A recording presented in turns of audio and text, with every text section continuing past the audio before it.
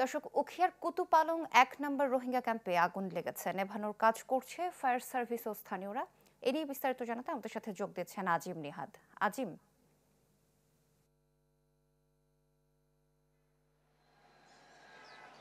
সোহেলি, আমরা খবর পেয়েছি কিছুক্ষণ আগে লম্বাশিয়া এবং ১ নম্বর ক্যাম্পের যে লম্বাশিয়া এলাকাটি রয়েছে সেখানে অগ্নিকাণ্ডের ঘটনাটি ঘটে এবং এই ঘটনায় এখন পর্যন্ত যে তথ্য রয়েছে একটি ক্যাম্প ইনচার্জ অর্থাৎ সিআইসি অফিস যেটি বলে সেখানেও আগুন লেগেছে এবং পাশাপাশি তার ওই সিআইসি অফিসের আশপাশের বেশ কিছু ঘরবাড়ি ইতিমধ্যে পুড়ে গেছে। কী পরিমাণ ঘরবাড়ি, কী পরিমাণ শেড পুড়ে গেছে সেটা এখনও পর্যন্ত সঠিকভাবে কোনো তথ্য পাওয়া না গেলেও স্থানীয় রোহিঙ্গারা যেটি দাবি করছেন কয়েকশো শেড ইতিমধ্যে পড়ে গেছে এবং কেউ হতাহত হয়েছে কিনা সেই তথ্যও আমরা এখনও পর্যন্ত নিশ্চিত করতে পারিনি। তবে এই অগ্নিকাণ্ডে তারা দৌড়াদৌড়ি করতে গিয়ে বেশ কয়েকজন আহত হয়েছে বলে আমরা প্রাথমিকভাবে খবর পেয়েছি এবং ইতিমধ্যে প্রশাসনের পক্ষ থেকে যেটি বলা হচ্ছে যে অগ্নিকাণ্ড নিয়ন্ত্রণের জন্য তারা ফায়ার সার্ভিস সেখানে কাজ করছে, ফায়ার সার্ভিসের কয়েকটি ইউনিট এবং পাশাপাশি রোহিঙ্গাদের বেশ কিছু স্থানীয় ভলান্টিয়ার যারা তারাও চেষ্টা করছেন অগ্নিকাণ্ড নিয়ন্ত্রণে আনার জন্য। কিন্তু ক্যাম্পের যেই অবস্থা, একটার সাথে একটা শেড যেভাবে তৈরি হয় সেখানে আসলে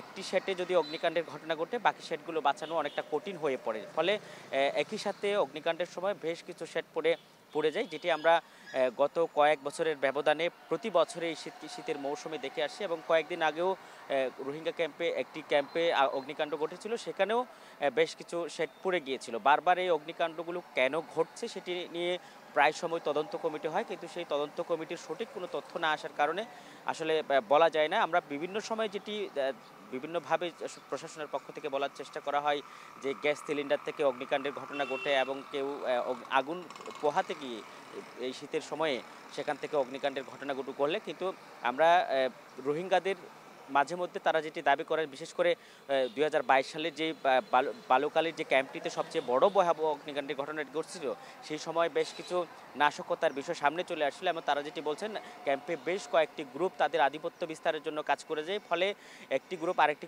গ্রুপের সাথে চাঁদাবাজি এবং অন্যান্য বিষয়ের সাথে পেরে না ওঠে এই অগ্নিকাণ্ডের মতো নাশকতার ঘটনাগুলো ঘটায় এবং এর ফলে ক্যাম্প কেন্দ্রিক আবারও অস্থিরতা তৈরি হয়। এবং এখানে আমরা যেটি বলতে চাই যে গত কয়েকদিন আগে যে মানুষগুলো ঘর পুড়ে গিয়েছিল তারাও কিন্তু এখনও তাদের শেডগুলো নতুন করে তৈরি করা হলেও তাদের কিন্তু অনেক স্বপ্ন পড়ে ছাই হয়ে গেছে। একইভাবে আজকের যে অগ্নিকাণ্ড সেখানেও বেশ কিছু এখনও পর্যন্ত জ্বলছে, কিন্তু শেষ পর্যন্ত কখন নাগাদ এই অগ্নিকাণ্ড নিয়ন্ত্রণ নিয়ে আসা যায় সেটি এখনও বলা যাচ্ছে না। ফলে এই বছরের পর বছর ধরে অগ্নিকাণ্ডের যে বিষয়টি সেখান থেকে সাধারণ রোহিঙ্গাদের রক্ষা করবার জন্য প্রশাসনের সেরকম কোনো উদ্যোগ নেই। পাশাপাশি আপনি জানেন যে সীমান্তের যে টেনশনগুলো বিরাজ করছে সেই টেনশনের প্রভাব ক্যাম্পে পড়ছে কিনা সেটিও কিন্তু এখন বড় প্রশ্ন হয়ে থেকে যাচ্ছে। ফলে এই ক্যাম্পের বিশেষ করে আজকের যে ঘটনাটি সেটি যেহেতু সিআইসি অফিস কেন্দ্রিক ঘটনাটি ঘটেছে, ফলে এখানে নেপথ্যে কোনো কারণ আছে কিনা সেটি এখন বের করার সময়ের দাবি। ফেলি আজিম, ধন্যবাদ আপনাকে। দর্শক, উখিয়ার কুতুপালং ১ নম্বর রোহিঙ্গা ক্যাম্পে আগুন লাগার ঘটনা ঘটেছে সে বিষয়ে বিস্তারিত জানাচ্ছিলেন সহকর্মী আজিম নিহাদ।